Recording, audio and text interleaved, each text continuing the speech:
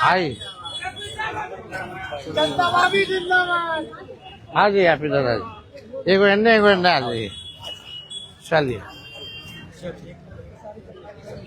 सभी हमारे मीडिया के साथी, आप सब लोगों को जो है आनंद फानंद में बुलाया गया और बड़ी खुशी की बात है कि आज हम लोगों के बीच जाने माने बिहार नहीं बल्कि देश में लोग इनको पहचानते हैं, जानते हैं।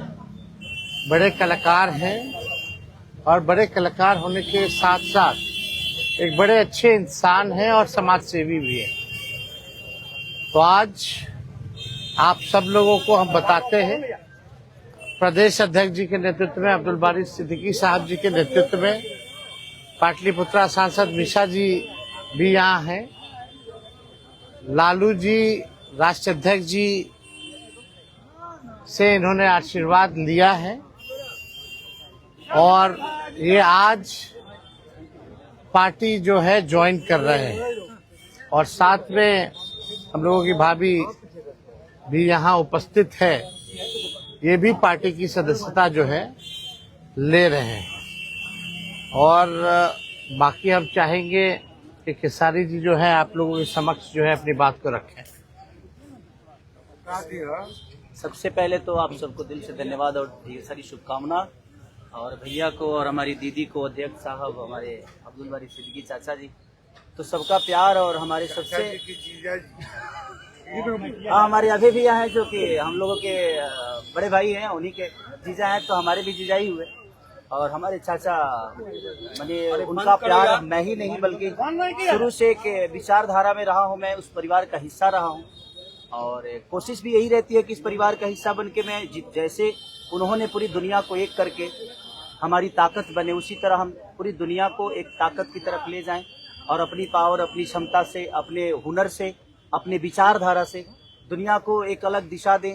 जो चीज़ें हमारे बीच में अभी तक हम अधूरे हैं, मैं हमेशा कोशिश यही रहा है कि जिस तरह मैं मुंबई शहर में रह के अपने बच्चों को परवरिश कर रहा हूँ, अच्छे स्कूल दे रहा हूँ, अच्छे अस्पताल दे रहा हूँ, उसी तरह हमारे बिहार के बच्चों का भी भविष्य हमारे बच्चों की तरह तय हो और हमारे बच्चों को बाहर गांव ना जाना पड़े। और उस विचारधारा में हमेशा भैया आगे रहे हैं और आप लोगों ने 17 महीने में इनका कारनामा देख ही लिया था। तो एक बार बदलने की जरूरत है और उस बदलाव में मैं थोड़ा सा एक मेरा भी हिस्सा हो और मैं उस सरकार को बदलने में और एक अलग दिशा में ले जाने में और एक बेहतर सरकार बनाने में एक मेरा योगदान हो, उसी के लिए मैं भी जुड़ा हूँ भैया से। और आज से नहीं, आज तो मैं आप लोगों के सामने पब्लिकली हुआ, बट मैं हृदय से और दिल से हमेशा से मैं इस परिवार का हिस्सा रहा हूँ और हिस्सा ही नहीं बल्कि एक परिवार का बेटा भी हूँ। मैं एक छोटा बेटा की तरह हमेशा प्रयास रहा हूँ और चाचा का आशीर्वाद हमेशा मुझे मिला है, राबड़ी माता का आशीर्वाद मिला है, दीदी का मिला है, भैया का मिला है, बल्कि इस समाज के और इस परिवार से जो मुझे प्यार मिला है, शायद वो मुझे बाकी जगह मिले या ना मिले, उससे मुझे कोई फर्क भी नहीं पड़ता। बट मैं हमेशा प्रयास करता हूँ कि एक बेहतर दिशा में जो चीजें चल रही है, आज आप सब लोग बदलाव चाहते हैं, मैं ही नहीं, मुझे लगता है कि पूरा बिहार बदलाव चाहता है और उस बदलाव में एक मेरा भी योगदान हो, इसीलिए इस बदलाव के साथ मैं भी जुड़ना है। देखिए एक मिनट, जैसा इन्होंने कहा कि कोई एमएलए मुख्यमंत्री और सरकार बनाने की बात नहीं है बल्कि हम लोगों को बिहार बनाने का काम करना है और हम लोग नए सोच के हैं, नया बिहार बनाना है।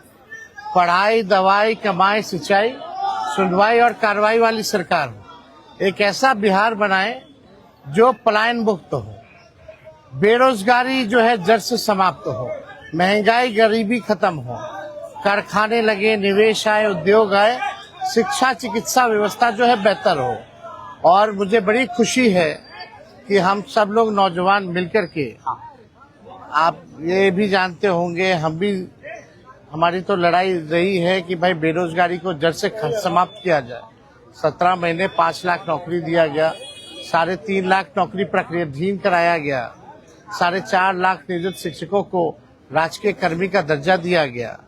अब मेरा, हम लोगों का एक सपना है कि बिहार से बेरोजगारी खत्म हो और हमने जैसा आप सब लोगों के सामने कहा है कि हमारा संकल्प है, हमारा प्रण है और हमने लोगों से वादा किया है और हमने पहले भी कहा है, तेजस्वी की उम्र कच्ची हो सकती है पर जुबान पक्की है।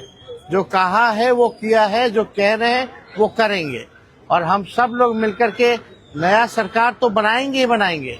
और 14 नवंबर के बाद से हम आपको बता दें कि 20 दिनों के अंदर एक कानून बनाया जाएगा और वो कानून ये होगा जो हमने पहले भी कहा था, जिस परिवार में सरकारी नौकरी नहीं है बिहार में, उस परिवार को एक सरकारी नौकरी हम लोग दिलाने का काम करेंगे।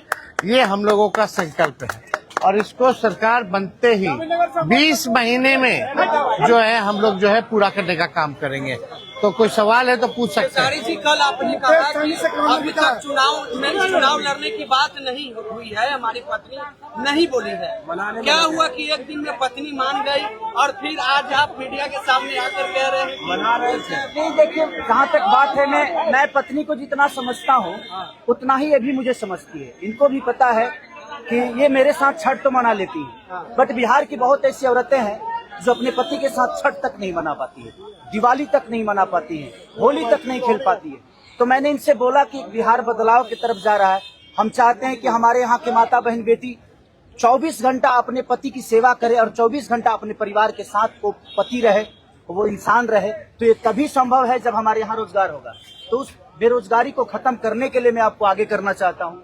तब इन्होंने उस बात को समझा और उसके बाद हम लोग आए हैं और प्रयास है कि हर वो महिला, हर वो बेटी, हर वो बहन, हर वो भाई, हर वो बेटा अपने पिता के साथ रहे, हर वो बहन अपने पति के साथ रहे, हर वो भाभी अपने भाई के साथ रहे। तो मेरी ये प्रयास है कि आजीवन जिस तरह बाकी शहरों में लोग अपने पति पत्नी के साथ, अपने परिवार के साथ, अपने माँ बाप के साथ रह के और खुशियों के त्योहार में रहते हैं, उसी तरह हमारा बिहार भी कोई जाए ना, गुजरात के लोग यहाँ आकर काम करे, कलकत्ता के लोग यहाँ आकर काम करे, दिल्ली के लोग यहाँ आकर रोजगार करे।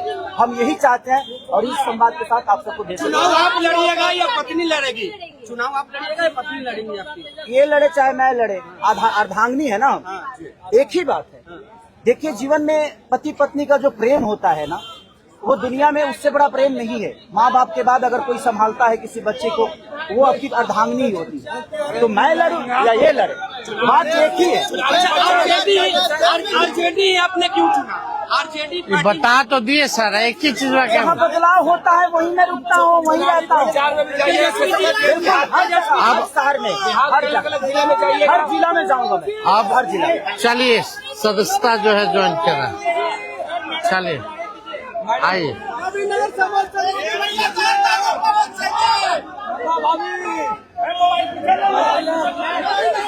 चलिए, बहुत शुक्रिया। चलिए, शुक्रिया।